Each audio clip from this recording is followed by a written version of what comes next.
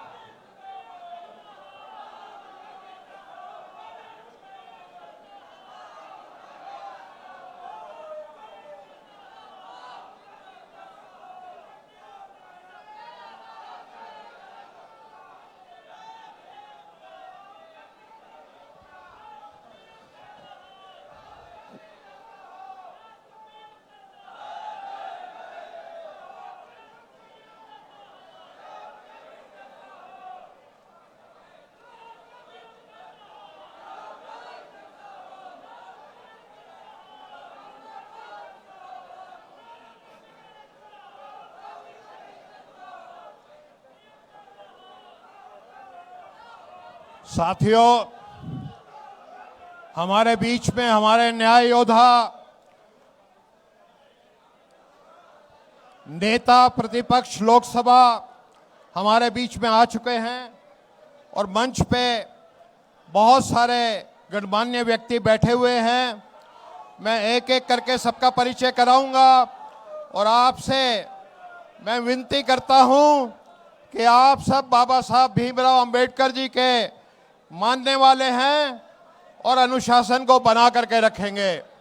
साथियों, हमारे बीच में इस कार्यक्रम के संयोजक मेरे साथी डॉक्टर एडवोकेट राजेंद्र पाल गौतम, जो के चेयरमैन है एससी डिपार्टमेंट के, वो मौजूद हैं। गौतम साहब।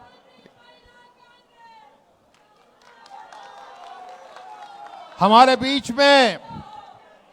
बीच में एक बहुत ही वरिष्ठ नेता जो मान्यवर काशीराम जी के घनिष्ठतम साथी रहे हैं, उनके सहयोगी रहे हैं, उनके बहुजन समाज पार्टी की सरकार में मंत्री रहे, लोकसभा के सदस्य रहे, राज्यसभा के सदस्य रहे, श्री लालमणि प्रसाद जी। ताली बजा करके इनका स्वागत कीजिए। हमारे बीच में मान्यवर काशीराम जी के एक और घनिष्ठतम सहयोगी और बसपा सरकार में फाइनेंस मिनिस्टर रहे हमारे भाई के गौतम जी, वो मौजूद हैं। ताली बजा करके इनका स्वागत करें। हमारे बीच में एक बहुत बड़े अम्बेडकराइट, जिनको देश और विदेश में जिनके लेक्चर होते हैं, जिनकी पूछ होती है, जिनको बुलाया जाता है, जो 5000 से ज़्यादा लेक्चर दे चुके हैं, मेरे भाई बीपी अशोक जी, जो पूर्व आईपीएस ऑफिसर हैं। हमारे बीच में हमारे बड़े भाई अनीस अंसारी साहब, जो रिटायर्ड आईएएस ऑफिसर हैं और हमारी ओबीसी, जो उत्तर प्रदेश की ओबीसी एडवाइजरी काउंसिल है, उसके सम्मानित सदस्य हैं। हमारे बीच में इलाहाबाद हाई कोर्ट के रिटायर्ड जस्टिस वीरेंद्र सिंह यादव जी मौजूद हैं। हमारे बीच में रवि वर्मा जी, जो एक्स एमपी हैं, वो मौजूद हैं। हमारे बीच में मनोज यादव, जो उत्तर प्रदेश के ओबीसी डिपार्टमेंट के अध्यक्ष हैं। भाई तनुज पूनिया जी, जो सांसद हैं बाराबंकी से। हमारे बीच में ओम प्रकाश महतो जी, जो उपाध्यक्ष हैं ओबीसी के, राष्ट्रीय उपाध्यक्ष हैं। भाई अविनाश पांडे। अच्छा, हमारे बीच में अजय राय जी, जो उत्तर प्रदेश के कांग्रेस कमेटी के अध्यक्ष हैं, वो मौजूद हैं। हमारे बीच में भगवती चौधरी, हमारे बीच में हमारी बहन ओमवती, जो एक्स एमपी हैं, वो मौजूद हैं। और हमारे बीच में हमारी बहन अनुराधा मिश्रा जी, वो भी मौजूद हैं। हमारे बीच में आलोक प्रसाद जी हैं। इन सबका ताली बजा करके आप स्वागत करें, मेरा आपसे अनुरोध है।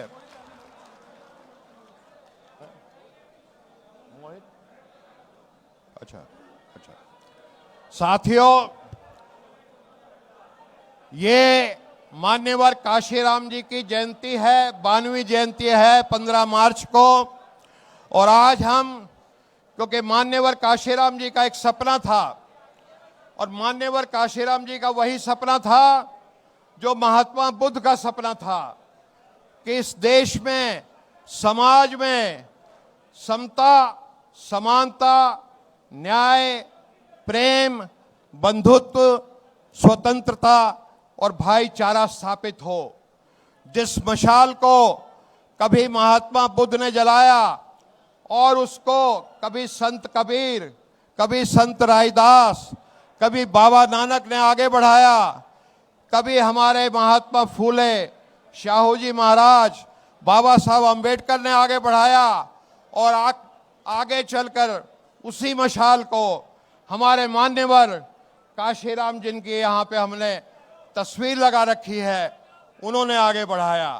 आप सब महापुरुषों ने इस देश में जो ऊंच नीच के खिलाफ, जो जन्म के आधार पर मनुवादी व्यवस्था होती है, उसके खिलाफ लड़ाई लड़ी, समता की लड़ाई लड़ी और बराबरी की लड़ाई लड़ी। मान्यवर काशीराम जी का नारा होता था कि जिसकी जितनी संख्या भारी उतनी उसकी भागीदारी।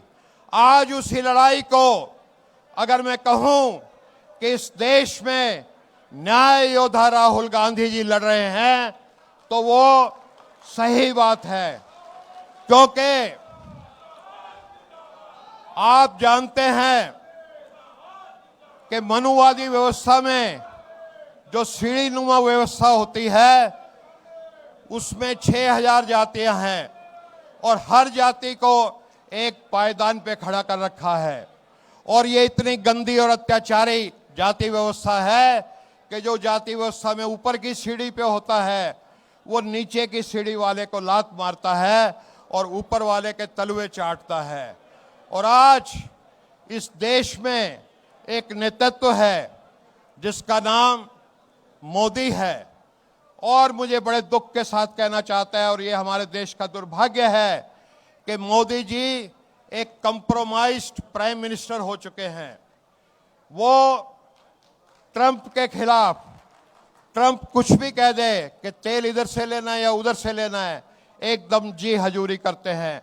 वो नेतन्याहू के सामने झुक जाते हैं, लेकिन अपने ही देश के जो प्रतिपक्ष के नेता हैं उनको दबाने का काम करते हैं। दुख इस बात का भी है कि मोदी जी तो कंप्रोमाइज हैं विदेशी शक्तियों के हाथों में, लेकिन हमारे कई प्रतिपक्ष के नेता भी आज कंप्रोमाइज हो चुके हैं। ऐसे अंधकार भरे युग में हमारे नेता या न्याय योद्धा राहुल गांधी जी एकमात्र ऐसे नेता हैं जो इस अंधकार में एक सूरज बनकर के आगे आए हैं और सामाजिक न्याय की लड़ाई को लड़ रहे हैं। न्याय योद्धा राहुल गांधी जी आज वही बात करते हैं जो कभी काशीराम जी बिल्कुल बेधड़क होकर के शेर की तरह दहाड़ते हुए करते थे कि जितनी जिसकी संख्या भारी उतनी उसकी भागीदारी। हमारे न्याय योद्धा राहुल गांधी जी भी यही बात करते हैं कि जितनी आबादी उतनी हक और जाति जनगणना कीजिए। तो वो लड़ाई जो कभी महात्मा बुद्ध ने शुरू की और बाबा नानक, संत रायदास, संत कबीर और शाहू जी महाराज, महात्मा फूले, अंबेडकर, काशीराम जी, वो लड़ाई आज हमारे नेता लड़ रहे हैं। तो इसी सिलसिले में मैं आमंत्रित करता हूं हमारे बीच में जो प्रबुद्ध व्यक्ति हैं, ज़्यादा समय नहीं है इसमें, सिर्फ 2-4 को थोड़े थोड़े समय के लिए बुलवाऊंगा। श्री बीपी अशोक जी जो पूर्व में आईपीएस ऑफिसर रह चुके हैं।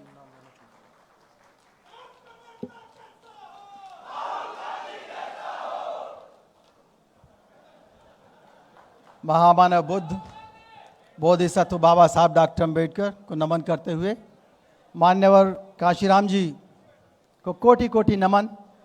उन्हें आज श्रद्धांजलि। मंच पर विराजमान मुख्य अतिथि माननीय राहुल जी, अन्य सभी नेतागण, समय ज़्यादा हो जाएगा, सबका नाम नहीं ले पाएंगे, लेकिन जब बात चलती है माननीय कांशीराम जी की, तो बाबा साहब डॉक्टर अंबेडकर का वो सपना जो चाहते थे कि एडिक्वेट रिप्रेजेंटेशन हो, जिसका सीधा अर्थ है सबका हिस्सा सबका उत्थान। सबका साथ तो चलता रहता है आगे पीछे, लेकिन जब सबका हिस्सा होगा तो सबका उत्थान होगा। ये सपना बाबा साहब डॉक्टर अंबेडकर का जमीन पर लाकर रख दिया और राजनीति का रुख मोड़ दिया मान्यवर कांशीराम जी ने। मैं उनके विचारों पर चाहता हूं कि हमारे प्रतिपक्ष के सभी नेतागण अपने अपने इरादों को जनता के सामने रखें। जनता में बहुत सारे पक्ष हैं, मजदूर भी है, गरीब भी है, SC ST OBC है, हर तबका है। उनकी समस्याओं के समाधान के रूप में मैं चाहता हूं कि पूरी दुनिया के अंदर जो मैनिफेस्टो की कीमत 10% थी, आज वो 80% हो गई है। वो मैनिफेस्टो साफ साफ एक साल पहले अगर आपने जनता को दे दिया तो आपके इरादे हर आदमी तक पहुंच जाएंगे, किसान, मजदूर, गरीब, गिग वर्कर और बड़े बड़े लोगों तक, और आपका इरादा पक्का हो जाएगा। इस देश के अंदर जाति सबसे बड़ी समस्या है। अगर नोटबंदी पर हो सकती है तो जातिबंदी क्यों नहीं हो सकती? जातिबंदी कानून चाहिए। बैकवर्ड क्लास का हम चाहते हैं कि उनका साथ मिले, तो मंडल कमीशन पूरा लागू करो, पूरा लागू करो। क्रीमी लेयर किस बात का? क्रीमी लेयर नया डिवाइड एंड रूल है, इसको खत्म करना चाहिए। आज एक सुप्रीम कोर्ट ने आदेश भी अच्छा दिया है। किस बात का? इस देश के अंदर जातिवाद है। मंडल कमीशन भारतीय संविधान और हिंदू कोड बिल के बाद का पहिया है, उसको पूरा लागू करना पड़ेगा। क्रीमी लेयर खत्म करनी पड़ेगी। एंटी डिफेक्शन लॉ को इतना मजबूत करो कि जो भी आदमी किसी भी पार्टी को छोड़े, छोटी मोटी छोड़िए, वो ऐसा ना हो कि बिक जाए, वो जनता को बेच दे। ऐसा कोई भी बिल नहीं चलेगा पुराना जो मजबूत ना हो। एंटी डिफेक्शन लॉ को 100% मजबूत करके चलिए। इलेक्शन कमीशन ऑफ इंडिया आज इलेक्शन ठीक से नहीं करा पाता, विद ड्यू रिगार्ड्स। आज जब तक election commission of India inclusive नहीं होगा, हम मांग करते हैं कि आप मैनिफेस्टो में लिखें, हमें उसमें 11 सदस्य टीम चाहिए, 1 ST 2 SC, 1 ST 2 SC, 4 OBC, 2 minority, 1 general और 1 इंटरकास्ट मैरिज वाला व्यक्ति होना चाहिए। 11 सदस्य का इलेक्शन कमीशन सही इलेक्शन कराएगा। हमने लोकतंत्र अपनाया। अगर हम फ्री शिक्षा नहीं दे सकते, फ्री चिकित्सा नहीं दे सकते, फ्री सुरक्षा नहीं दे सकते, फ्री न्याय नहीं दे सकते, तो लोकतंत्र का क्या फायदा? ऐसे तो राजतंत्र अच्छे थे। हमको चाहिए ये सारी सुविधाएं, और ये आपको मैनिफेस्टो में लानी पड़ेगी। आज गिग वर्कर्स का क्या हाल है, महिलाओं का क्या हाल है? ग्राम पंचायतों को हमें मजबूत करना पड़ेगा कि वो महिला सशक्तिकरण लेकर के आए, वो आगे बढ़कर के ग्राम पंचायत जनता की समस्याओं को हल करने के लिए उनको मजबूत करें। हम आज ऑनर किलिंग, मॉब लिंचिंग के जो कानून है बेकार हो गए हैं। अगर ऑनर किलिंग और मॉब लिंचिंग पर UAPA नहीं लगता, आतंकवाद विरोधी कानून नहीं लगता, तो बेकार है। क्या फायदा?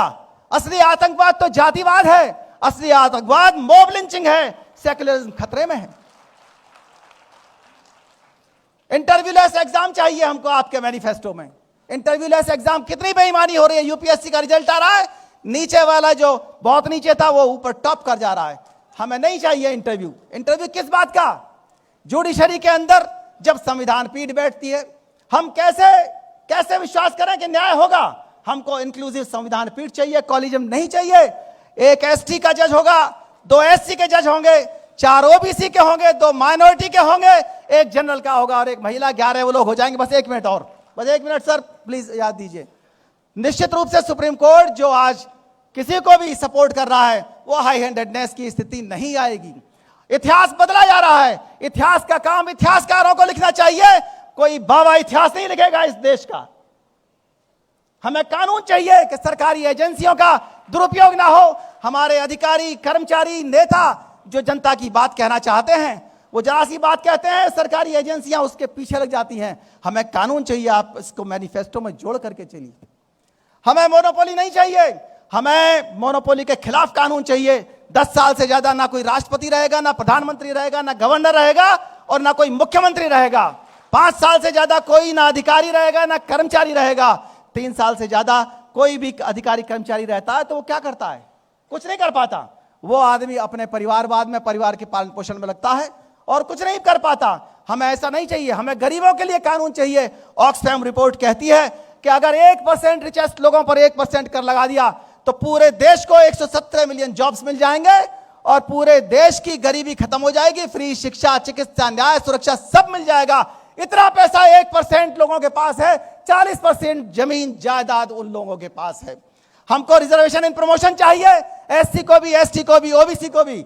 हमको ओल्ड पेंशन स्कीम चाहिए।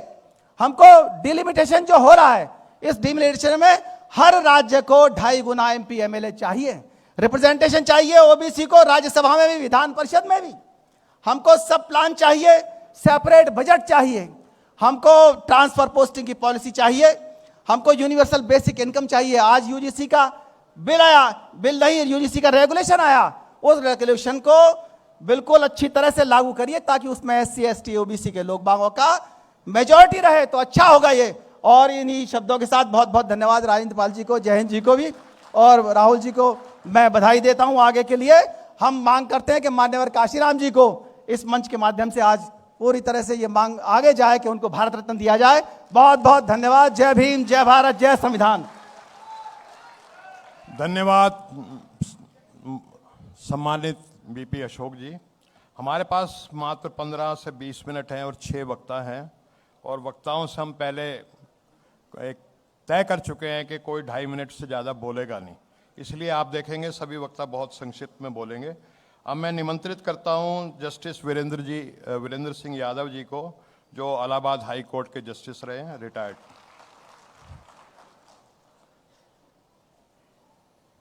धन्यवाद।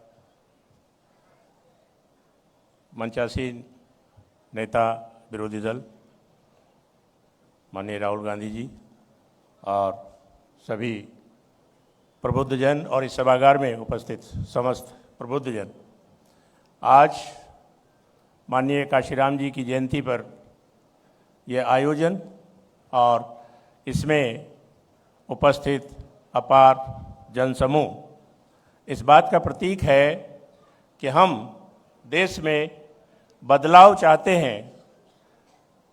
बाबा साहब अंबेडकर का संविधान सम्मत समता समानता पर आधारित संविधान अनुसार व्यवस्था चाहते हैं, जो व्यवस्था आज के दिनों में फेल हो गई है, जहां पर किसी भी प्रकार के भ्रष्टाचार के या किसी भी प्रकार के किसी भी कांड को उठाए जाने पर उसका न कोई जवाब होता है और न उस पर कोई कार्रवाई होती है, और एक पॉलिसी अपना ली जाती है कि न हम जवाब देंगे और न इस्तीफा देंगे।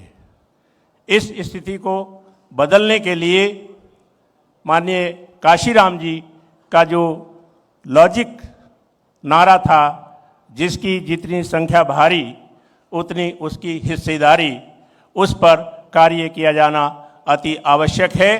और हमें इस बात की खुशी है कि हमारे बीच न्याय योद्धा श्री राहुल गांधी जी जातिगत जनगणना को लेकर जिस प्रकार से मुद्दे को उठाए हैं और उस पर लगातार कार्य कर रहे हैं और जन सहयोग मिल रहा है, उसको देखते हुए हम समझते हैं कि जिसकी जितनी संख्या भारी उतनी उसकी हिस्सेदारी का क्रियान्वयन होना निकट भविष्य में बहुत ही संभावित है और संभव होने वाला है। बहुत ज़्यादा ने बोलते हुए सभी को पूरा अवसर देते हुए मैं अपनी वाणी को यहीं पर विराम देना चाहूँगा, क्योंकि समस्याएं बहुत हैं, सब जानते हैं। बस समता समानता के आधार पर जितनी जितनी संख्या भारी उतनी उसकी हिस्सेदारी भागीदारी को लेकर हम सब लोग यदि आवश्यकता हुई तो जन आंदोलन के लिए भी तैयार रहें। धन्यवाद। हमारे बीच में हमारे युवा सांसद राकेश राठौर जी मौजूद हैं सीतापुर से, और आप हमारे सांसद बाद में बने राकेश राठौर जी, लेकिन उससे पहले हमारे साथ कई कार्यक्रमों में जो सामाजिक न्याय के संगठन होते थे, जो कार्यक्रम होते थे, उसमें शामिल रहते थे। राकेश राठौर जी।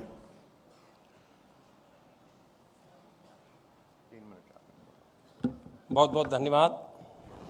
मंच पर उपस्थित इस कार्यक्रम के मुख्य अतिथि जननायक आदरणीय राहुल जी, उपस्थित सभी सम्मानित साथी, मंच पे उपस्थित नेतागण, मान्यवर काशीराम जी के जन्म के अवसर पे हम सब लोग आज यहाँ एकत्रित हुए हैं।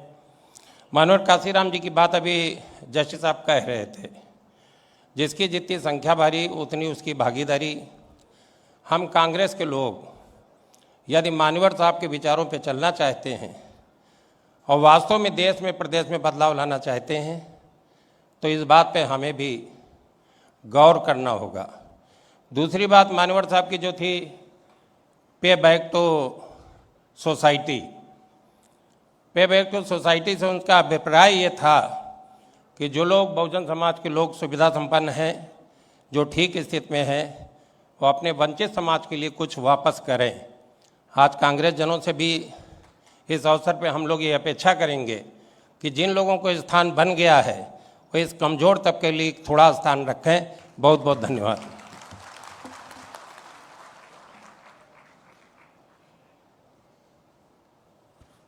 हमारे भाई राकेश राठौर जी बहुत ही जुझारू व्यक्तित्व के मालिक हैं, लेकिन आज समय की सीमा का आपने ध्यान रखा, धन्यवाद भाई साहब। और अब मैं निमंत्रित करूंगा मान्यवर काशीराम जी के घनिष्ठतम सहयोगी रहे और बहुजन समाज पार्टी में फाइनेंस मिनिस्टर रहे हमारे भाई के गौतम जी को। गौतम जी आप आएं और अपने विचारों से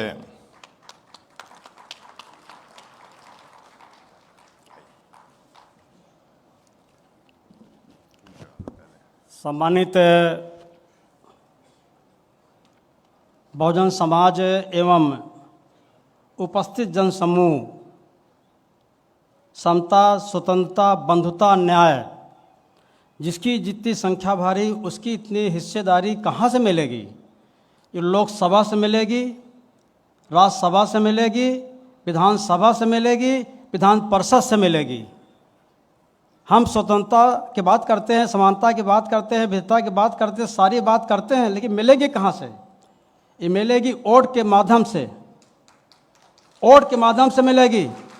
और वोट के माध्यम से तब मिलेगी जब एक हफ्ते 5 दिन आप दौड़ा करेंगे। मानव काशीराम साथ साथ में चलता था, हमको सिखाते थे, पढ़ाते थे। मैं एक चीज़ और बता दूं, इसमें वर्तमान जो 12 मंत्री हैं बीजेपी के, मेरे लिखाए पढ़ाए लिखाए लोग हैं। मैं बताना चाहता हूं कि 5 दिन अगर आप दौड़ा करते हैं तो 3 घर कच्चा होना चाहिए। 3 घर कच्चे में रुकिए और 2 घर पक्के में रुकिए, तब वोट मिलेगा, तब जिसकी जितनी संख्या भारी उसकी इतना हिस्सेदारी मिलेगी। जय भीम, जय भारत, जय बाबा साहब अम्बेडकर।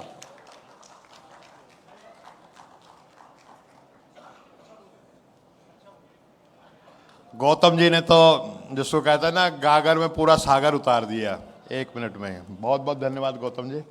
और अब मैं मान्यवर काशीराम जी के एक और घनिष्ठतम सहयोगी रहे और बहुजन समाज पार्टी की सरकार में मंत्री, कैबिनेट मंत्री, राज्यसभा के संसद सदस्य, लोकसभा सदस्य श्री लालमणि प्रसाद जी को मैं आमंत्रित करूंगा कि आप आएं और अपने विचारों से हमें अवगत कराएं।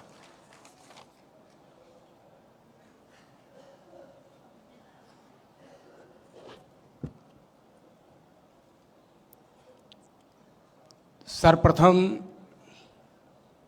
महाकारुणी तथागत बुद्ध के चरणों में पुष्प अर्पित करते हुए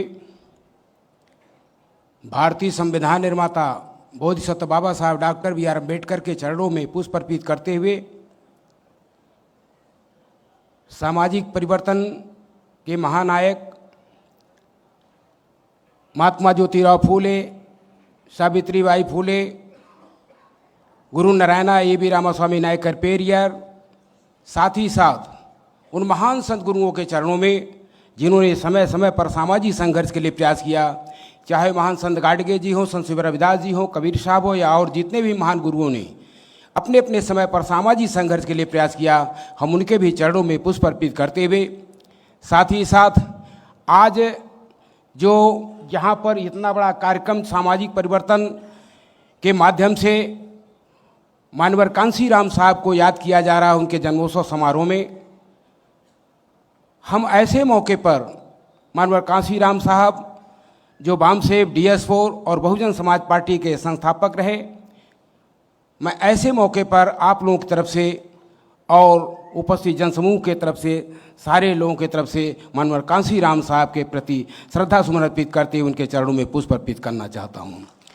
आज ऐसे मौके पर हम उन वीर सपूतों के चरणों में, जिन्होंने देश की आज़ादी के लिए हंसते हंसते फांसी के फंदे पर चढ़ने का काम किया, जिनके बदौलत हम स्वतंत्रता की सांस ले रहे हैं, उन सभी महान सपूतों के चरणों में पुष्प अर्पित करते हुए आज हम आपके बीच में कुछ समय तो नहीं है, क्योंकि जहां ऐसे संघर्षशील व्यक्तित्व के धनी आज हमारे बीच में चीफ गेस्ट के रूप में हैं, जिनको हम लोग टीवी पर और जगह संघर्ष में जहां भी हो देखते रहते थे। आज साक्षात्कार यहाँ पर बैठ कर के बगल में, और मैं ऐसे मौके पर अपने को भी गर्वान्वित महसूस कर रहा हूँ।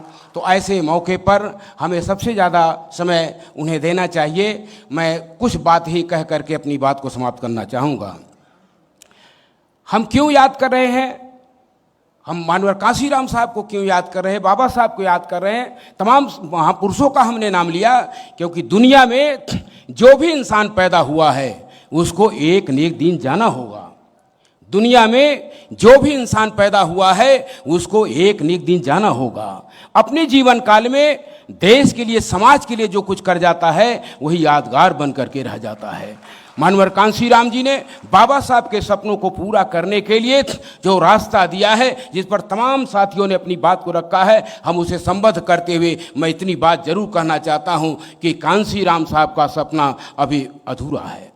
बाबा साहब का सपना अधूरा है, क्योंकि इस धरती पर गौतम बुद्ध ने जहां मानवता का संदेश दिया, वही धरती पर मोहम्मद साहब के विचारधारा के मानने वाले लोगों ने आपसी प्रेम और भाईचारा का संदेश दिया। इस धरती पर कबीर साहब ने जहां रूढ़िवादी और पाखंडवादी व्यवस्था का विरोध किया, वही धरती पर ईसा मसीह के विचारधारा के मानने वाले लोगों ने अपाहिजों और अपंगों को गले से लगाया। इस धरती पर गुरु गोविंद सिंह ने जहां स्वाभिमान सम्मान की भावना पैदा किया, वही धरती पर हजारों साल से इस देश के अंदर यहाँ पर जो बहुजन समाज, यहाँ बहुसंख्यक समाज लाचार, बेबस और मजलूम हो गया था, जो सारे मानवीय अधिकारों से वंचित था, ऐसे समाज को आगे बढ़ाने के लिए बाबा साहब ने, डॉक्टर भीमराव अम्बेडकर ने इस देश को ना संविधान दिया, जिसके बदौलत ये समाज कुछ आगे बढ़ा, जिसके बदौलत ये समाज कुछ आगे बढ़ा, जिसके बदौलत ये समाज कुछ आगे बढ़ा। लेकिन अफसोस, आजादी के संविधान लागू होने के 76 साल होने के बावजूद भी सही माने में बाबा साहेब डॉक्टर भीमराव अम्बेडकर का संविधान पूर्ण रूप से लागू नहीं है। बाबा साहेब डॉक्टर भीमराव अम्बेडकर का संविधान पूर्ण रूप से लागू नहीं है। यही कारण है कि मुल्क की 5 राष्ट्रीय समस्याएं बरकरार हैं। वो 5 राष्ट्रीय समस्याएं अस्पृश्यता, अमानवीयता, असमानता, असुरक्षा और अन्याय, यह मुल्क की 5 राष्ट्रीय समस्याएं हैं। यदि ईमानदारी के साथ बाबा साहेब डॉक्टर भीमराव अम्बेडकर का संविधान पूर्ण पे लागू हो गया होता, आज ये समस्याएं नहीं रहती। आज भी इस देश के अंदर नाना प्रकार के जुल्म, जातियां, अत्याचार होते हैं, माँ बहनों की इज्जत लूटी जाती है, झुग्गी झोपड़ियां फूकी जाती है, अमानवीय व्यवहार किया जाता है। आज ये वास्तव में आपको सही माने में मानवर कांसीराम साहब की आप जयंती मना रहे हैं, तो उनके अधूरे काम को, बाबा साहब के उन महापुरुषों के सपनों को साकार करने के लिए आपको करना क्या होगा? आपको संविधान को पूर्ण रूप से लागू करना होगा। इसलिए मैं ऐसे मौके पर कहना चाहता हूं कि आज मानवर कांसीराम साहब ने कहा था हम तो समाज बनाने निकले। मानवर कांसीराम ने कहा हम समाज बनाने निकले, लेकिन समाज बनते बनते, क्योंकि यहाँ पर 6000 जातियाँ, 40, 42, 43,000 जातियाँ हैं, बड़ा समाज है, इसलिए समाज नहीं बन पाया। सरकार बन गई, लेकिन सरकार बनने के बाद आज की परिस्थितियां, मैं चाहे पिछड़े वर्ग के लीडर हो, चाहे जो है हमारे अनुसूचित जाति के लीडर हो, चाहे माइनॉरिटी के लीडर हो, मैं आपसे कहना चाहता हूं, यदि वास्तव में आप बाबा साहब के संविधान को लागू करना चाहते, यदि वास्तव में आज मानवर कांसीराम के जिस जन्मोत्सव समारोह में आप आए हैं या आने वाले दिनों में जहां तक ये बात पहुंच रही है, मैं कहना चाहता हूं, क्योंकि लोगों, मानवर कांसीराम ने कहा था कि नेताओं का ईगो, लालच और स्वार्थ ये पतन के रास्ते पे ले जा रहा है। फिर सुन लीजिए, नेताओं का ईगो, लालच और स्वार्थ ये पतन के रास्ते पे ले जा रहा है। यदि इससे हट करके जिस दिन नेताओं का नेताओं का चिंता, नेताओं का झुकाव समाज की तरफ हो जाएगा, जिसको मानवर कांशीराम ने समाज बनाने के लिए निकले थे। तो आज मैं कहना चाहता हूं, आने वाले महापुरुषों के, सम्राटों के सपनों का भारत बनेगा। आज यहां पर बाबा साहब के सपनों का भारत बनेगा, गुरु नारायण के सपनों का भारत बनेगा, ईबी रामास्वामी नायक के सपनों का भारत बनेगा, मानवर कांशीराम के सपनों का भारत बनेगा, उन सभी संतों गुरुओं के सपनों का भारत बनेगा जो वास्तव में इस देश में सामाजिक परिवर्तन चाहते थे। इस नाते ऐसे मौके पर मैं तो मानवर कांशीराम साहब के साथ, जब पार्टी नहीं बनी थी उसके पहले 74 में बाबा साहब की पार्टी रिपब्लिकन पार्टी से लड़ा था और 3000 वोट मिला था। 2500 से ऐसी परिस्थितियां थी कि वहां पर लोकदल पार्टी जीत गई थी। और उसके बाद मैं मानवर कांशीराम साहब के साथ बाम सेब की मीटिंगों में नौकरी नहीं किया, बाम सेब की मीटिंगों में जाने लगा। जो हमें मिली मैं इस चीज को कहना चाहता हूं, वहां से DS4 से लेकर बहुजन समाज पार्टी में काम करते करते सब कुछ आगे बढ़ने का मौका मिला। इसलिए जो अधूरा काम है, आज हम लोगों के बीच में ऐसे जो संघर्षशील व्यक्ति माननीय राहुल गांधी जी बैठे हैं, उनसे समाज को अपेक्षाएं हैं कि वास्तव में बाबा साहब के सपनों को साकार, मानवर कांशीराम साहब के अधूरे मिशन को माननीय राहुल गांधी जी इसको पूरा करेंगे। मैं ज़्यादा वक्त न लेकर के, फिर कभी मौका मिलेगा अपनी बात को रखेंगे। मैं पुनः आप लोगों के प्रति आभार, हमारे माननीय मंत्री जी जो ये पाल जी ने जो हमें मौका दिया, और मैं ऐसे उनके प्रति आभार व्यक्त करते हुए, और सारे लोगों के प्रति जो हमारे सीनियर लीडर हैं बैठे हैं मंच पर, जिनका नाम हम नहीं ले पाए, हम उनके प्रति आभार व्यक्त करते हुए, आप लोगों के प्रति आभार व्यक्त करते हुए जो आपने हमें 2 शब्द रखने का मौका मिला, आपने सुना। धन्यवाद। जय भीम, जय भारत। धन्यवाद लालमणि जी, बहुत ही सारगर्भित आपकी बातें रही। और साथियों, मैं समझता हूं इस सभागार में हम सब मिशन के लोग बैठे हैं, कांग्रेस पार्टी के, उत्तर प्रदेश कांग्रेस कमेटी के लोग बैठे हैं, जो SC डिपार्टमेंट है ऑल इंडिया कांग्रेस कमेटी का, उसके कार्यकर्ता बैठे हैं, OBC डिपार्टमेंट के हैं, लेकिन उसके अलावा भी बहुत सारे सामाजिक संगठनों के लोग जो इस मिशन में विश्वास करते हैं वो बैठे हैं। मैं आप सबका स्वागत करता हूं। और एक बात हम सब मानते हैं जो मिशन के लिए काम करते हैं, विचार के लिए काम करते हैं, कि विचार का रिश्ता खून के रिश्ते से ज़्यादा मजबूत और ज़्यादा गहरा होता है। तो अब विचार के रिश्ते से जो मेरे सगे भाई हैं, मैं उनको बुलाऊंगा, एडवोकेट राजेंद्र पाल गौतम जी जो SC डिपार्टमेंट के चेयरमैन भी हैं।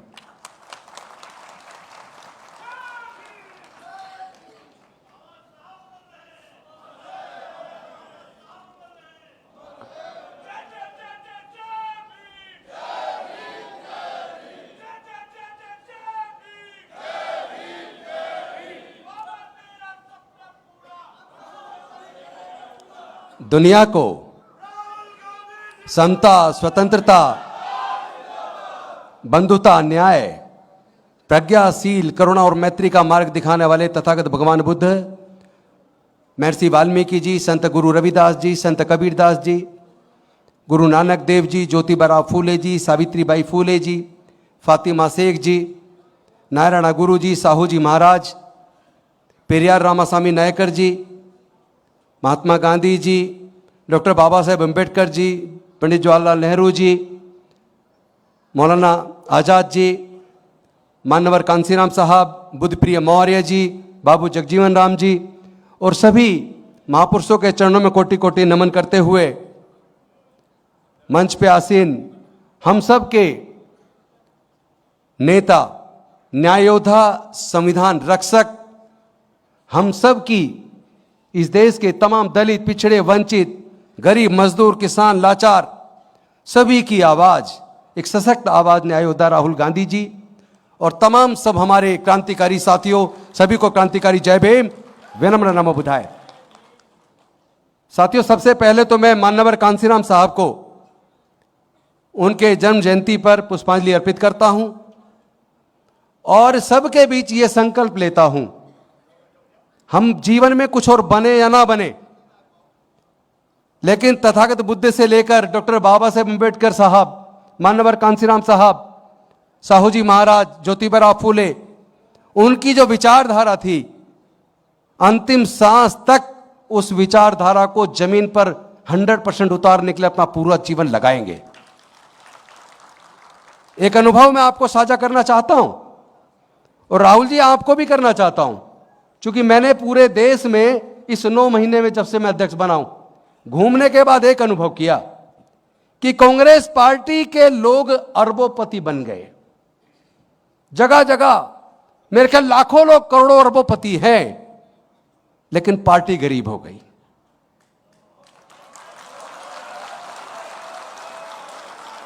बीजेपी के पास 12,500 करोड़ तो ऑन रिकॉर्ड है और कांग्रेस पार्टी भारत की सबसे बड़ी, सबसे पुरानी पार्टी, उसके अकाउंट में मुश्किल से 130-140 करोड़। कहां हैं हम? और वो जो अरबों खरबोपति बने हैं, 5 स्टार 7 स्टार होटल के मालिक हैं, बड़ी बड़ी इंडस्ट्रीज के मालिक हैं, और वो संगठन में भी हैं, लेकिन जमीन पे काम कौन करेगा?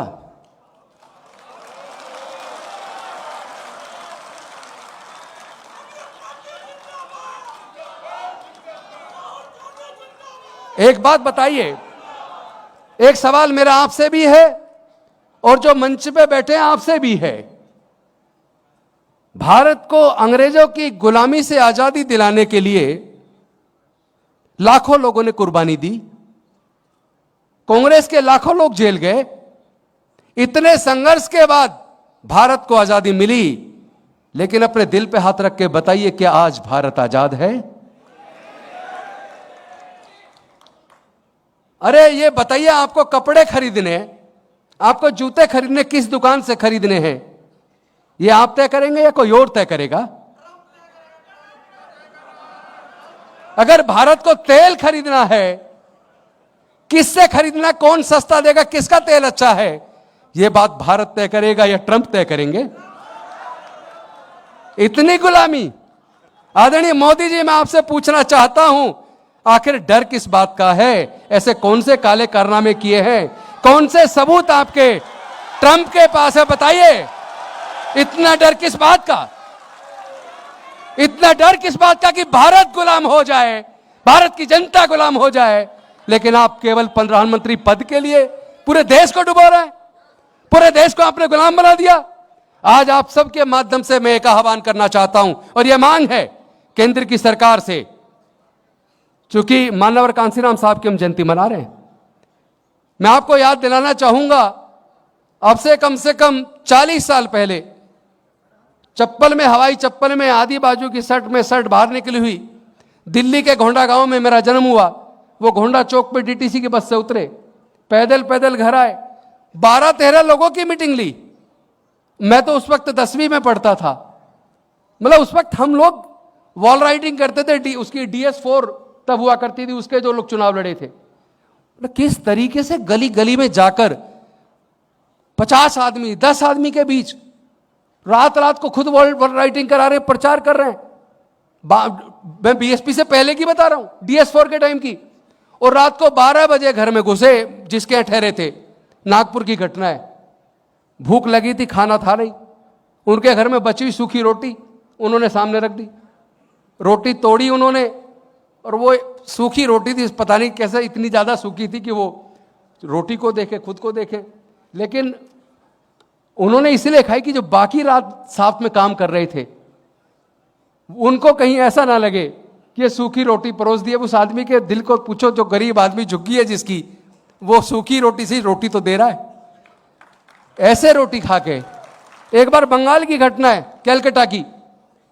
वो अलग अलग मीटिंग लेकर पहुंचे, रात को लेट, अक्सर रात को लेट हो जाते थे, भूख लगी थी। कह ले क्या करें? कह रहे कुछ नहीं है, वो ब्रेड एक पैकेट ले लो, कुछ नहीं है तो, और 3-4 केले ले लो। 2 ब्रेड में बीच में केले लगा के, ऐसे ब्रेड पीस केले लगा के खा रहे। अरे सोचो, क्या इस तरह की कुर्बानी आप कर पाओगे? अगर कांग्रेस को वापस चाहते हो वो गौरवशाली इतिहास जिसने भारत को आजाद किया, तो उस कुर्बानी को याद करो, जो हमारे लाखों लाख लोग जेल गए। क्या आप जेल जाने को तैयार हो? क्या आप भारत को फिर से गुलाम देखना चाहते हो? तो इस लड़ाई को लड़ना होगा। अगर आप सच्चे कांग्रेसी हैं तो घर बैठ के तो आप सत्ता वापसी नहीं कर सकते। आप सत्ता वापसी नहीं कर सकते घर बैठ के। ये लड़ाई कुर्बानी मांग रही है। भारत फिर से गुलाम हो चुका है। भारत के निर्णय विदेश ले रहे हैं और भारत के प्रधानमंत्री वो पूरी तरीके से गुलाम हैं, डरे हुए हैं। वो आप जैसे क्रांतिकारी लोगों को चाहते हैं। इसीलिए आज डॉक्टर बाबा साहेब अंबेडकर, मान्यवर कांशीराम साहब के जो वो कार्यकर्ता जिन्होंने भूखे रह के गली गली में जाकर आंदोलन खड़ा किया, लोगों में हुक्मरान बनने का सपना दिखाया, उसको साकार किया, आज समय आ गया है। आपको कितने मुश्किल से, देखिए एक चीज कह के मैं चूंकि राहुल जी को टाइम दूंगा, ज्यादातर लोगों का ध्यान उन क्रांतिकारियों पर जाता है जिन्होंने अंग्रेजों की 200 साल की गुलामी से आजादी का आंदोलन के लिए कुर्बानी दी। लेकिन एक और ऐसा न्याय योद्धा है जो 3000 साल की गुलामी के खिलाफ अकेला लड़ा, और वो थे डॉक्टर बाबा साहेब अंबेडकर। जीवन भर कितनी दुख तकलीफ झेली, लेकिन उसके बाद एक ही सपना, और वो संघर्ष का दिन जिसको हम संघर्ष दिवस के रूप में मनाते हैं। आपको याद है कब की बात है? 23 सितंबर 1917, जो कोलंबिया से पढ़कर आए। क्योंकि कोलंबिया जाने के लिए जिन्होंने वजीफा दिया था सियाजीराव गायकवाड़ ने, उन्होंने ये शर्त रखी थी जब अमेरिका से पढ़कर आओगे तो मेरे यहां नौकरी करनी होगी। उसी शर्त के तहत जब नौकरी करने गए तो रहने के लिए मकान नहीं, किसी ने मकान किराए पे नहीं दिया। एक पारसी धर्मशाला के मैनेजर ने झूठा लिख के, उनकी जाति झूठी लिख के उनको किराए पे दिया। लेकिन जैसे ही जातिवादी लोगों को पता लगा कि एक अछूत यहां पर रहता है, उनके सामान को निकाल के बाहर फेंक दिया, उनको जान से मारने की धमकी दी और कहा छोड़ दो बड़ोदरा को तुरंत। वो रेलवे स्टेशन गए बॉम्बे वापस जाने के लिए, ट्रेन छूट चुकी थी, अगली ट्रेन में टाइम, तब क्या करें? तो सियाजीराव गायकवाड़ जी का बनाया हुआ कमाटी बाग पहुंचे। वहां पे एक पीपल वृक्ष के नीचे बैठ के रोने लगे और ये चिंतन करने लगे कि मैं विदेश से पढ़कर आया, उसके बाद भी मेरी काबिलियत की कोई कदर नहीं इस देश में, लेकिन मेरे तो करोड़ों लोग भूखे प्यासे आए दिन रोज अपमान का जीवन जीते हैं। ना पढ़ने का रास्ता है, ना आगे बढ़ने का रास्ता है। आज से 23 सितंबर 1917 से मेरे संघर्ष के जीवन की शुरुआत होती है। और वहां से संघर्ष करते हुए, जहां एक तरफ अंग्रेजों की 200 साल की गुलामी के खिलाफ महात्मा गांधी जी, पंडित जवाहरलाल नेहरू जी, सरदार पटेल जी, मौलाना आजाद जी और उनके साथ लाख नेता उनके साथ आजादी का आंदोलन लड़े, तो वहीं 3000 साल की गुलामी से आजादी के लिए डॉक्टर बाबा साहेब अंबेडकर अकेले चंद साथियों के साथ लड़े। ना कोई खून बहाया, ना किसी की हत्या की, केवल अपने विद्युता से, अपनी कलम से हमारे हजारों साल की गुलामी की बेड़ियों को तोड़ दिया। और उसके बाद जमीन पर मेहनत करते हुए मान्यवर कांशीराम साहब ने हमारे लोगों के स्वाभिमान को राजनीतिक तौर पर भी और सामाजिक तौर पर भी एक शक्ति के तौर पर निर्मित किया। आज समय आ गया है, हमें देश की, वो जो देश को दोबारा से गुलाम बना दिया है मोदी जी ने, उस देश की आजादी की एक और लड़ाई लड़नी होगी। क्या आप तैयार हैं? तो लड़ने की तैयारी कीजिए। अब घर बैठ के नहीं, हमें और आपको सबको और अपने बड़े नेताओं को भी रात दिन एक एक गांव तक पहुंचना पड़ेगा। लेकिन एजेंडा चुनाव से सर 3 दिन पहले नहीं, अभी एजेंडा तैयार होना चाहिए ताकि उस एजेंडे को घर घर तक पहुंचा दे। जब एजेंडा चुनाव के टाइम पे आता तो वो जनता तक पहुंच ही नहीं पाता। आपकी सारी मेहनत, आप कितनी यात्रा निकालते हैं, कितनी कुर्बानी देते हैं, आपको 55 घंटे तक इंटरोगेट करती है ईडी सीबीआई, सारी कुर्बानी आपकी बेकार जा रही है। क्योंकि हर फैसला लेट होता है, घर घर तक पहुंच ही नहीं पाता। इस बार फैसला अभी लेना होगा, एक एक घर तक पहुंचना होगा। पहले यूपी, उसके बाद पूरा देश। हम तैयार हैं। बहुत बहुत धन्यवाद। जय भीम, जय भारत, जय संविधान, जोहार। सर, एक 2 बच्ची अंजलि पटेल और आर्या पटेल, वो तथागत बुद्ध की एक स्टैचू पोर्ट्रेट आपको देना चाहती हैं। आप इजाजत दें तो वो बच्ची आ जाएंगी, उसके बाद सीधा अनिल जी आपको बुलवाएंगे। Thank you very much.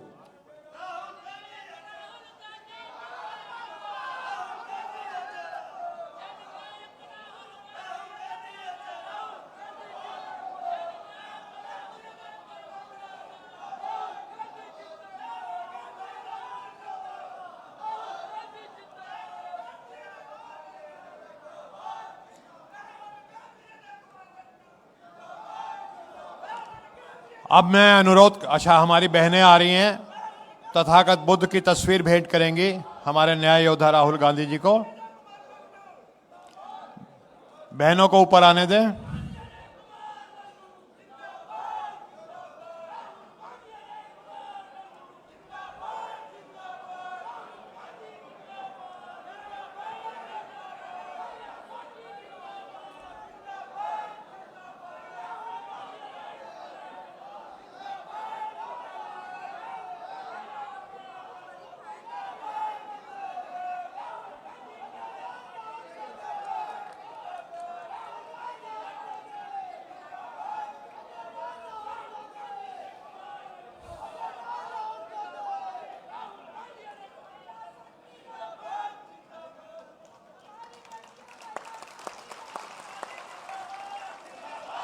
और साथियों, अब वो घड़ी आ चुकी जिसका आपको बहुत दिनों से इंतजार था। मैं अनुरोध करूंगा न्याय योद्धा राहुल गांधी जी से कि वो मंच पे आकर के अपना विचार रखें। न्याय योद्धा राहुल गांधी जी।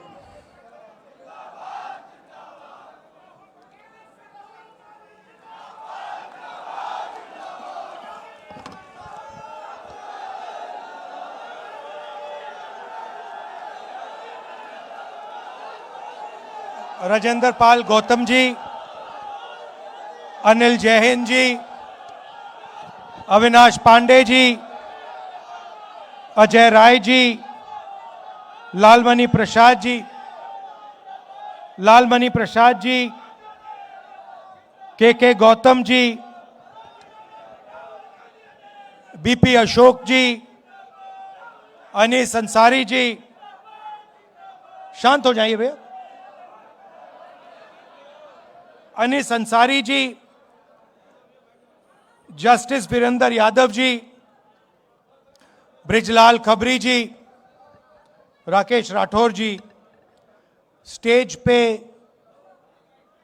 जो वरिष्ठ नेता बैठे हैं, भाइयों और बहनों, प्रेस के हमारे मित्रों, आप सबका यहां बहुत बहुत स्वागत, नमस्कार। आज हम कांशीराम जी की याद करते हैं। उनका जो संघर्ष था,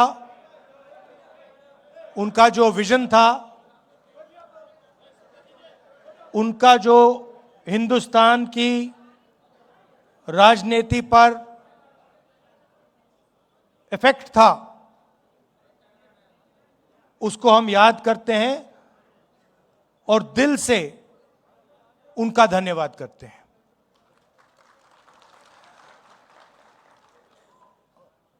काफी लोगों ने भाषण दिए और कहना चाहता हूं कि हर भाषण में गहराई थी, हर भाषण में गहराई थी। लोगों ने अलग अलग चीजें कही। पहले भाषण में कहा कि हमें क्या चाहिए। आपने लिस्ट दी कि हमें ये चाहिए, ये चाहिए, ये चाहिए, ये चाहिए। और जब आप कह रहे थे, मैं सोच रहा था कि भाई राजनीति में चाहने से कोई देता नहीं है। मेरा एक्सपीरियंस है कि भैया जितना आपको चाहना है चाह लो, उसका कोई मतलब नहीं होता। तो मैं ये सोच रहा था, फिर दूसरा भाषण आया और एकदम उन्होंने कहा जो मेरे दिल में, दिमाग में सवाल था कि भाई सही है, ये चाहिए, मगर कैसे? उसका जवाब आया, आपने दिया, गौतम जी ने दिया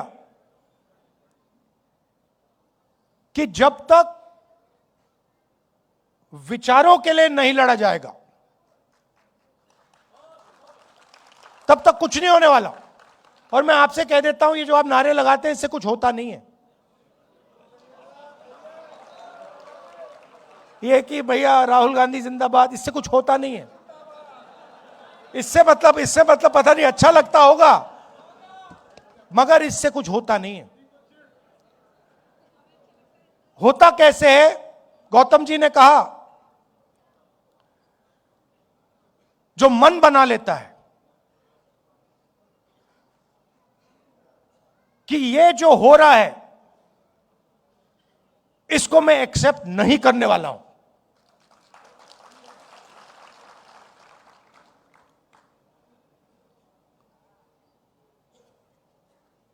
भाषण देने से पहले मैं सोच रहा था कि अंबेडकर जी शिक्षा की बात करते थे,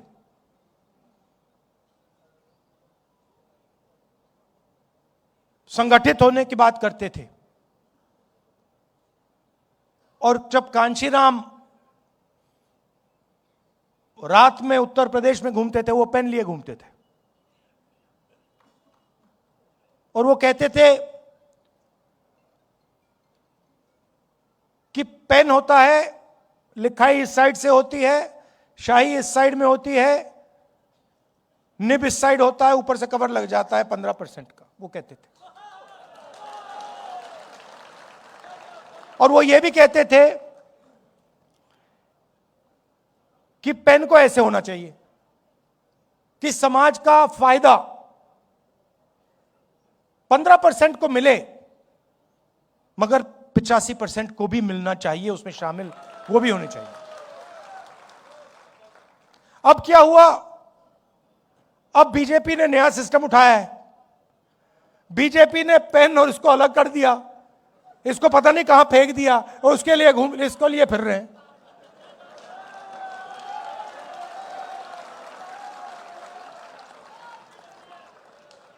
मतलब जो पहले रास्ता था जिस पे हम चल रहे थे और तेजी से चलना था, और उसमें कांग्रेस पार्टी की भी कमियां थी, इसीलिए कांशीराम जी सफल हुए। अगर कांग्रेस पार्टी अपना काम करती तो कांशीराम जी सक्सेस नहीं हो पाते। और मैंने किसी और से एक दिन कह दिया, पता नहीं सही कहा या गलत कहा, मगर अगर जवाहरलाल नेहरू जिंदा होते तो कांशीराम जी कांग्रेस के चीफ मिनिस्टर होते।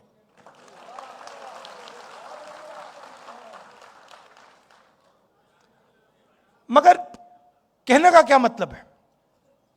राजनीति में दो तरीके के लोग होते हैं। एक कहता है कि मुझे ऐसा पेन चाहिए, दूसरा कहता है मुझे ऐसा पेन चाहिए।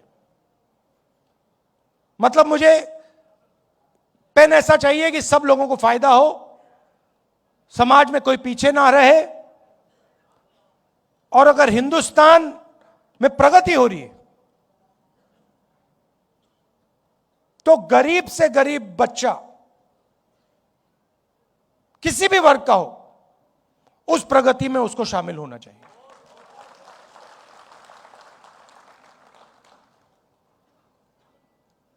अगर हम हिंदुस्तान को आज देखें, हमारी संस्थाएं को आप देखिए,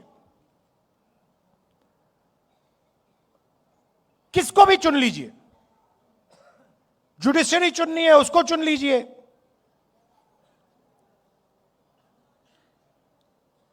मंत्रिमंडल देख लीजिए, ब्यूरोक्रेसी देख लीजिए, शिक्षा का सिस्टम देख लीजिए, कॉर्पोरेट इंडिया देख लीजिए, किसी एक को चुन लीजिए और थोड़ी सी गहराई में आप जाएंगे तो आपको दिखेगा 85% उसमें कहीं है ही नहीं।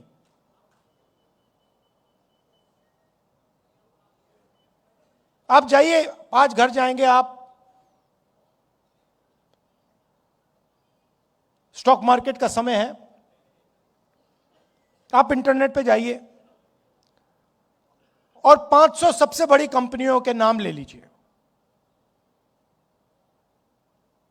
और इंटरनेट पे जाके आप देखिए, उनके सीईओज का आप नाम निकाल लीजिए, उनके सीनियर मैनेजमेंट का आप नाम निकाल लीजिए।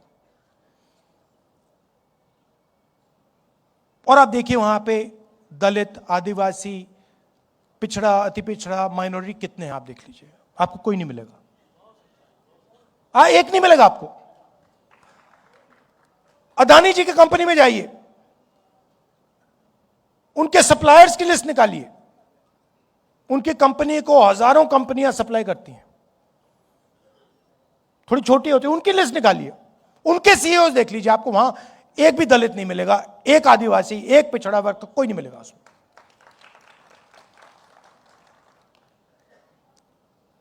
किसी भी प्राइवेट अस्पताल में चले जाइए,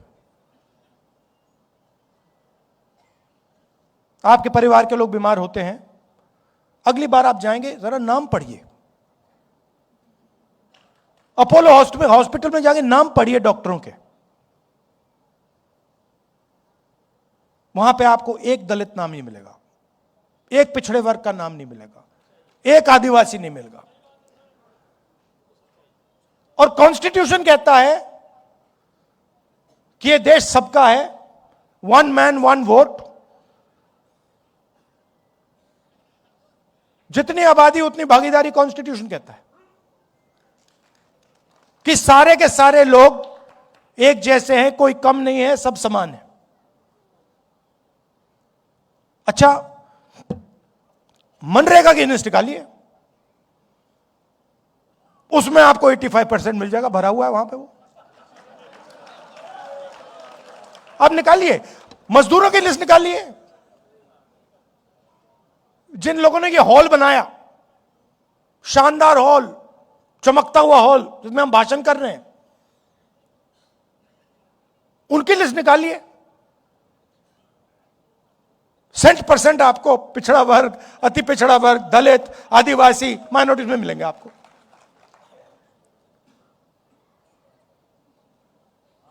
और उधर भी कॉन्ट्रैक्टर मिलेगा आपको।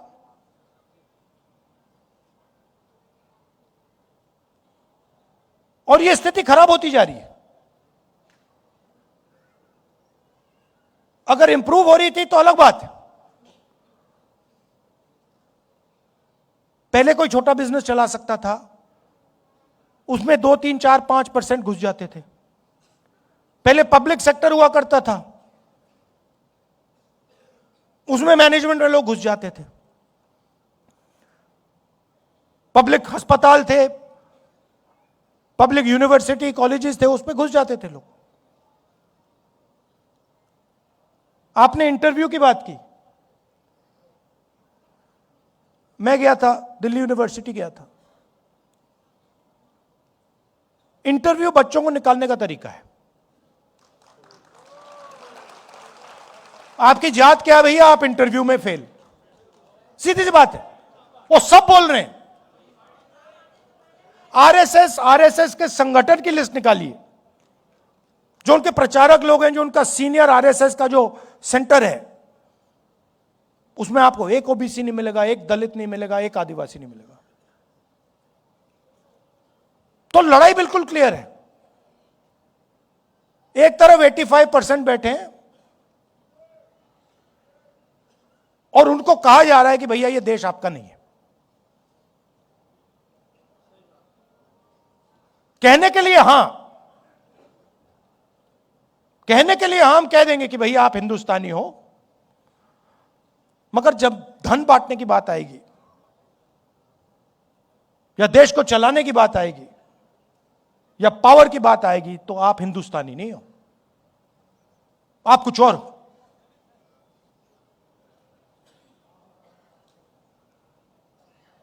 और यह संविधान के बिल्कुल खिलाफ है।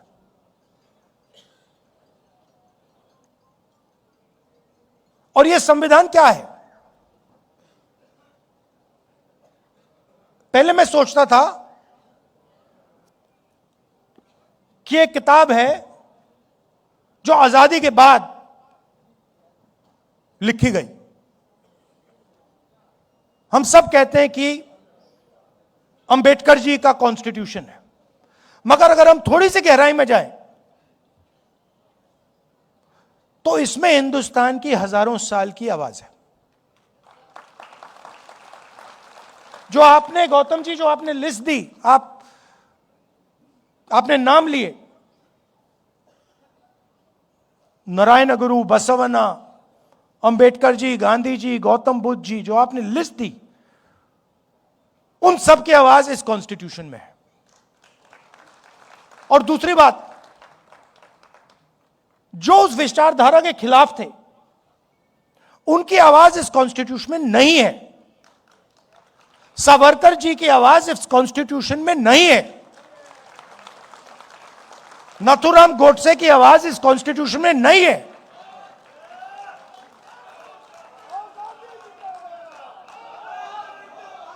वो कुछ भी कह लें, नरेंद्र मोदी जी इस कॉन्स्टिट्यूशन की विचारधारा को नहीं मानते। और मैं आपको बताता हूं यह मैं किस बेसिस पे कह रहा हूं। आपने अंबेडकर जी की बात कही, कांशीराम जी की बात कही, और आपने कहा वो सूखी रोटी खाते थे, कहा आपने गौतम जी।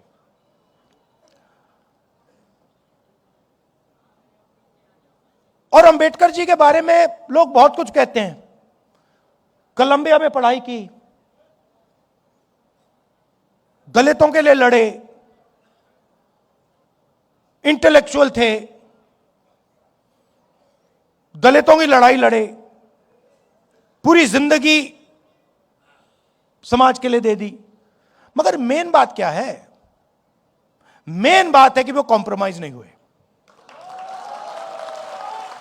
बाकी सब का कोई मतलब ही नहीं है। अगर कांशीराम जी कॉम्प्रोमाइज हो जाते, अगर वो अपने विचारों पर कॉम्प्रोमाइज कर जाते, अगर अंबेडकर जी कॉम्प्रोमाइज कर जाते, तो उनकी फोटो यहां कभी नहीं लगती। वो अगर अंबेडकर जी दुनिया के सबसे बड़े विद्वान होते, कोलंबिया से डिग्री लेके आ जाते, 24 घंटा दलितों के बारे में बात करते, आधी रोटी भी खा लेते, मगर अगर कॉम्प्रोमाइज हो जाते तो वो अंबेडकर जी नहीं होते।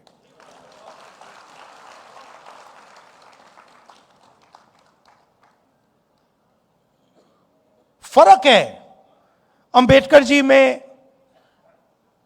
गांधी जी में, कांशीराम जी में और सावरकर में। बहुत बड़ा फर्क है। गांधी जी 10-15 साल जेल गए, कॉम्प्रोमाइज नहीं किया। अंबेडकर जी पूरी जिंदगी दे दी, कॉम्प्रोमाइज नहीं किया। कांशीराम जी ने क्या कॉम्प्रोमाइज किया किसी से? सवाल नहीं उठता, कर ही नहीं सकते। करना भी चाहते तब भी नहीं कर पाते हो, क्योंकि इतनी गहराई से बात उनके दिल में थी कि वो कर ही नहीं सकते।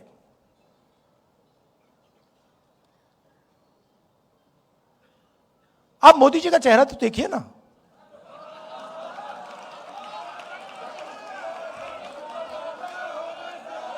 जरा देखिए। वो उनके संगठन की पुरानी आदत है, ये नई चीज नहीं है। अब मत सोचिए कि ये पहला एग्जाम्पल, पहला उदाहरण है। ये पहला उदाहरण नहीं है, इनका लाइनअप है, ये करते जाते हैं। आप देखिए, आप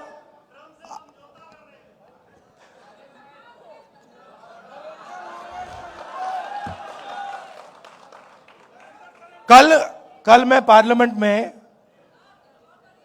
मैंने मतलब एप्स्टीन शब्द बोला और स्पीकर साहब ने कहा नहीं नहीं नहीं नहीं नहीं नहीं नहीं नहीं नहीं।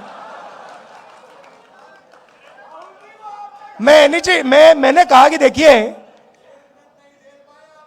कहा कि देखिए मामला एनर्जी सिक्योरिटी का है।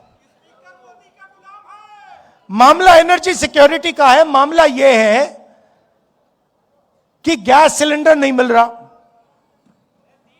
हमारी एनर्जी सिक्योरिटी कॉम्प्रोमाइज कर दी गई है। आज अमेरिका कहेगा कि अगर हम रूस से गैस तेल खरीद सकते हैं, अमेरिका कहेगा अगर हम ईरान से, इराक से, किसी और से खरीद सकते हैं, मतलब एनर्जी सिक्योरिटी कॉम्प्रोमाइज हो गई। उसके बाद मैंने बोला क्यों हुई? और मैंने कहा ये जो हरदीपपुरी बैठा है, ये जिसको आपने ऑयल मिनिस्टर बनाया, ब्यूरोक्रेसी से उठा के ऑयल मिनिस्टर बना दिया, ये पहला कॉम्प्रोमाइज है। इसका तो नाम उधर एप्स्टीन फाइल में है, तो उसका दोस्त है।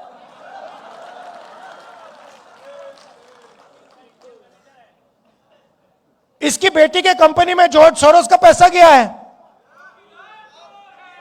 तो जैसे ही मैंने कॉम्प्रोमाइज शब्द का प्रयोग किया, स्पीकर कहते नहीं भैया, नहीं, कॉम्प्रोमाइज शब्द नहीं बोल सकते।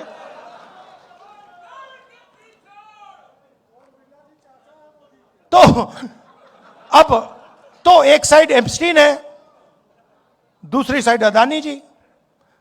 आपने बड़ी गहरी बात बोली, आपने बड़ी गहरी बात बोली। मैंने इसके बारे में कभी सोचा है। आपने बोला कि देखिए, कांग्रेस पार्टी गरीब पार्टी है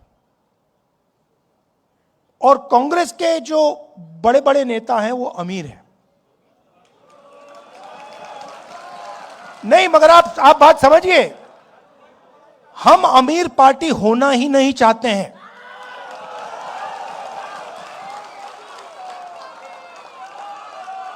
ये कांग्रेस पार्टी का डिजाइन गांधी जी के टाइम से यही है भैया। ये जिस दिन अमीर पार्टी बन जाएगी उस दिन वो बीजेपी बन जाएगी। हमें गरीब पार्टी चाहिए। मैं इस बात को मैं इलेक्शन में समझा। इलेक्शन में माखन जी मेरे पास आए, कहते राहुल जी हमारे सारे के सारे बैंक अकाउंट फ्रीज कर दिए। मैंने सोचा भाई अब तो फंस गए, चुनाव आ रहा है, सारे के सारे बैंक अकाउंट फ्रीज हो गए, अब क्या करेंगे। कांग्रेस पार्टी में कोई रुकावट नहीं आई, वो चलती गई, कोई फर्क नहीं पड़ा। देखिए, ये है विचारधारा की पार्टी और इसको ये बीजेपी वाले नहीं हरा सकते हैं। सवाल नहीं उठता। अगर ये अपनी पटरी पे चलेगी, अगर ये गांधी जी की पटरी पे चलेगी, अंबेडकर जी की पटरी पे चलेगी, इसको कोई नहीं हरा सकता। ज्योतिबाई फुले की पटरी पे किसको कोई नहीं हरा सकता। अगर कमी है तो हम में, यह सबसे पहले समझना होगा।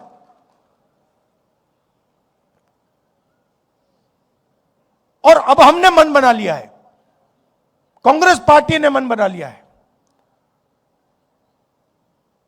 कि जाति जनगणना होगा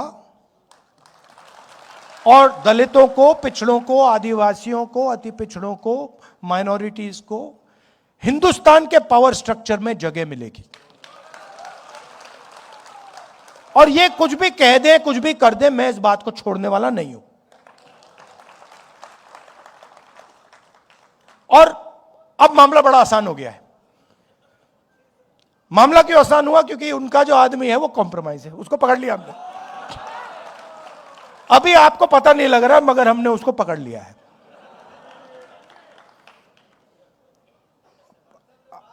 नहीं, वो पकड़ लिया है। मैं आपको बता रहा हूं, मैं आपको इस स्टेज से कह रहा हूं, साइकोलॉजिकली नरेंद्र मोदी खत्म है। राजनीति में हार पहले हो जाती है, हार पहले यहां होती है, मन में यहां पे हार हो जाती है, उसके बाद होना ही होना है।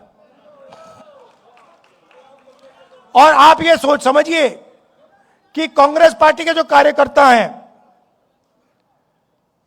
और जो हमारे दलित भाई हैं, आदिवासी भाई हैं, पिछड़े वर्ग के भाई हैं, जिन्होंने प्रेशर बनाया,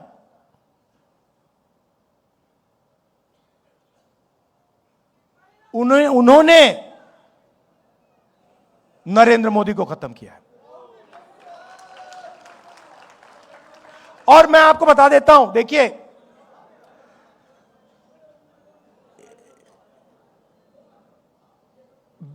जो आपने बोला ना, कांग्रेस पार्टी का जो धन है कांग्रेस पार्टी गरीब पार्टी, बीजेपी अमीर पार्टी बन गई। और उसने क्या किया? बीजेपी ने, नरेंद्र मोदी ने अपना पूरा का पूरा धन अदानी को नहीं दिया। नहीं, ये वो है मोदी का, वो है बीजेपी का, अदानी का नहीं। वो सिस्टम पूरा बीजेपी का सिस्टम है।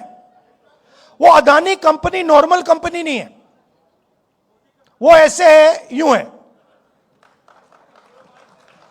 और पूरा का पूरा जो स्ट्रक्चर है, फाइनेंशियल स्ट्रक्चर है बीजेपी का, फाइनेंशियल स्ट्रक्चर वो अदानी कंपनी में है। और इस बात को अमेरिकनों ने समझ लिया और पकड़ लिया। इसीलिए अमेरिका में केस किया है। भाई और बहनों, वो केस अदानी जी के खिलाफ नहीं है, वो केस सीधा मोदी जी के खिलाफ है। और वो केस मोदी जी को मैसेज है कि अगर आपने हमारी बात नहीं सुनी तो हम आपका पूरा का पूरा फाइनेंशियल सिस्टम खोल देंगे, हिंदुस्तान को दिखा देंगे। तो अब नरेंद्र मोदी जी हिंदुस्तान के प्रधानमंत्री नहीं रहे हैं, वो अब अमेरिका का काम कर रहे हैं। और जब मैं ये बात पार्लियामेंट में कहने जा रहा था, नरेंद्र मोदी भाग के निकल गए। आंख में आंख नहीं मिला सकते।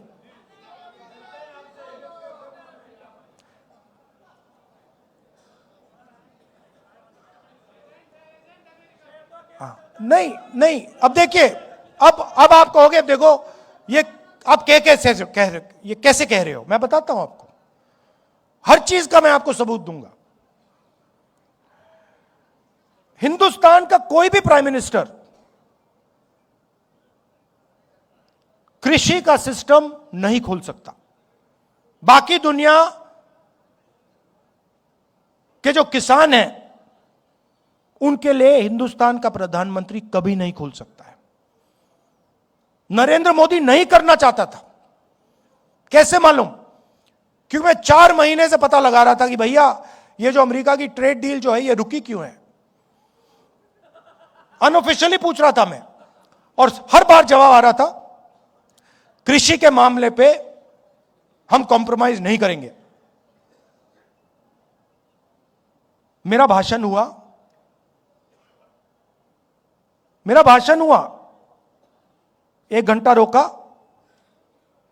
फिर शुरू हुआ, फिर रोका, फिर शुरू हुआ, फिर रोका, फिर शुरू हुआ। उसके बाद में तकरीबन 6 बजे शाम को जैसे ही प्रधानमंत्री पार्लियामेंट से भाग के गए, उसके एकदम बाद प्रधानमंत्री ने ट्रंप को फोन किया। कैबिनेट से नहीं पूछा, ये हमारे कृषि मंत्री हैं, इनसे नहीं पूछा, गडकरी जी से नहीं पूछा, फॉरेन मिनिस्टर से नहीं पूछा, सीधा फोन लगाया और ट्रंप को कह दिया कि भैया मामला फिट है, डील साइन कर दूंगा। और ट्रंप ने ट्वीट कर दिया, जो काम 4 महीने के लिए रुका हुआ था, जो कॉम्प्रोमाइज आपने 4 महीने नहीं किया, वो आपने 15 मिनट में क्यों कर दिया? एप्स्टीन और अदानी और भी चीजें हैं जो मैं जानता हूं, मगर ये 2 हैं, ये 2 मेन चीजें, और फिर 2-3 और चीजें हैं। क्या दिया नरेंद्र मोदी ने? हिंदुस्तान का पूरा डेटा पकड़ा दिया। अगर अमेरिका को चाइना से मुकाबला करना है, चाइना के पास दुनिया का सबसे बड़ा डेटा का पैकेज है, नंबर 2 पे हिंदुस्तान का है। हिंदुस्तान के डेटा के बिना अमेरिका चाइना के सामने खड़ा नहीं हो सकता, सीधी बात है। नरेंद्र मोदी ने आप सबका डेटा, हिंदुस्तान की जनता का डेटा सारा का सारा अमेरिका को दे दिया। हमारा डेटा अमेरिका कहीं भी रख सकता है, अमेरिका में रखना चाहता है अमेरिका में रख सकता है। 20 साल का टैक्स हॉलिडे दिया उनको, और हम अपने ही डेटा को चेक नहीं कर सकते। हम उनसे नहीं कह सकते कि भैया इस डेटा का ऐसे प्रयोग नहीं करोगे। गया, मानो सऊदी अरेबिया ने या रूस ने अपना पूरा का पूरा तेल अमेरिका को दे दिया। यह नरेंद्र मोदी ने किया। दूसरी बात, नरेंद्र मोदी जी ने कहा कि हर साल 9 लाख करोड़ रुपए का माल हम अमेरिका से खरीदेंगे। 9 लाख करोड़ रुपए का माल हम अमेरिका से खरीदेंगे। मैं आपसे पूछना चाहता हूं, अगर 9 लाख करोड़ रुपए का माल हम अमेरिका से खरीदेंगे तो हमारे बिजनेस क्या करेंगे? हमारे स्मॉल मीडियम बिजनेस क्या करेंगे? तो डेटा दिया, वायदा किया कि 9 लाख करोड़ रुपए का माल खरीदेंगे। कपास, सोया, फल, बादाम, अखरोट, दाल। अब अमेरिका के जो किसान हैं वो अपना यहां बेचेंगे।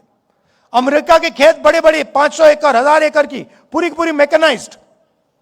हमारे खेत 5 एकड़ 2 एकड़ 3 एकड़, यहां पे कोई मैकेनाइजेशन नहीं। सारा का सारा माल उनका अंदर आ जाएगा, खत्म कर देगा। और आखिरी बात जो गौतम जी ने कही, हमारी एनर्जी सिक्योरिटी। अभी आप देखना क्या होने वाला है यहां पे। ये स्टेट ऑफ हॉर्मुज जो बंद हुआ है, अभी आप देखना हिंदुस्तान में क्या होने वाला है। अभी तो शुरुआत हुई है। क्यों? क्योंकि नरेंद्र मोदी ने हिंदुस्तान की एनर्जी सिक्योरिटी अमेरिका को दे दी। अमेरिका को कह दिया कि भैया आप बताओ हमें कि हम कहां से तेल खरीदें, कहां से गैस खरीदें। आप चाहते हो कि रूस से ना खरीदें, नहीं खरीदेंगे। चाहते हो ईरान से ना खरीदें, नहीं खरीदेंगे। चाहते हो इराक से ना खरीदें, नहीं खरीदेंगे। आप बोलो। ये चीजें नरेंद्र मोदी ने दी। लिया क्या? कुछ नहीं। हमारा जितना पहले टैक्स था उससे ज्यादा हो गया। हिंदुस्तान को यूएस डील से कुछ नहीं मिला, जीरो। अमेरिका को सब कुछ दे दिया। क्यों? क्योंकि नरेंद्र मोदी एप्स्टीन के कारण, अदानी के कारण, अपने फाइनेंशियल स्ट्रक्चर के कारण कॉम्प्रोमाइज्ड हो गए हैं। नरेंद्र सरेंडर हो गया है। अब हमारे सामने बहुत बड़ा मौका है कि हम अब हिंदुस्तान को बदलने की राजनीति करें। सिर्फ इलेक्शन जीतने वाले नहीं, मगर हिंदुस्तान की जो गरीब जनता है, जो दलित हैं, आदिवासी हैं, पिछड़ा वर्ग है, माइनॉरिटी है, गरीब जनरल कास्ट के लोग हैं, उनको हिंदुस्तान में के पावर स्ट्रक्चर में शामिल करने की राजनीति।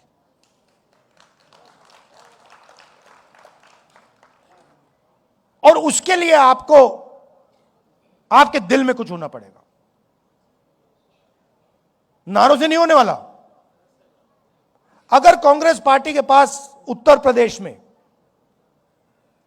100 ऐसे लोग मिल गए, मुझे 101 नहीं चाहिए, अगर 100 लोग मिल गए जो कहते भैया हम मर जाएंगे मगर पीछे नहीं हटेंगे, हमारा काम हो जाएगा, खत्म हो जाएगा।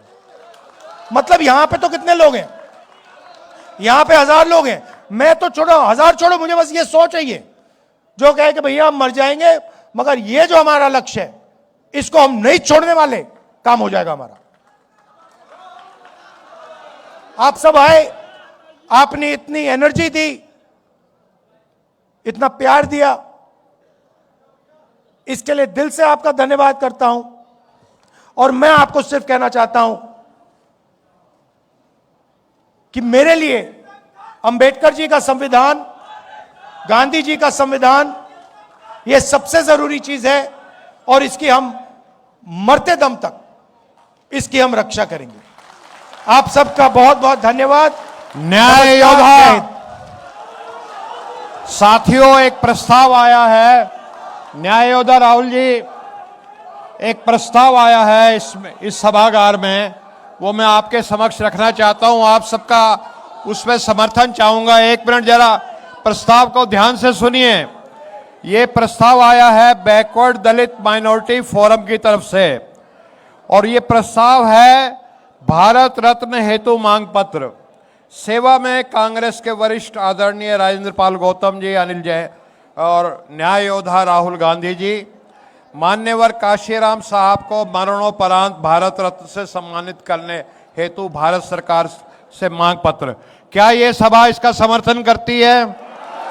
तो ये प्रस्ताव पास हुआ कि मान्यवर काशीराम जी को भारत रत्न मिलना चाहिए और हम गारंटी देते हैं कि न्याय योद्धा राहुल गांधी जी जब भी इस देश के प्रधानमंत्री बनेंगे तो ये काम हो करके रहेगा। सबका धन्यवाद, आप सभा में आए दूर दूर से।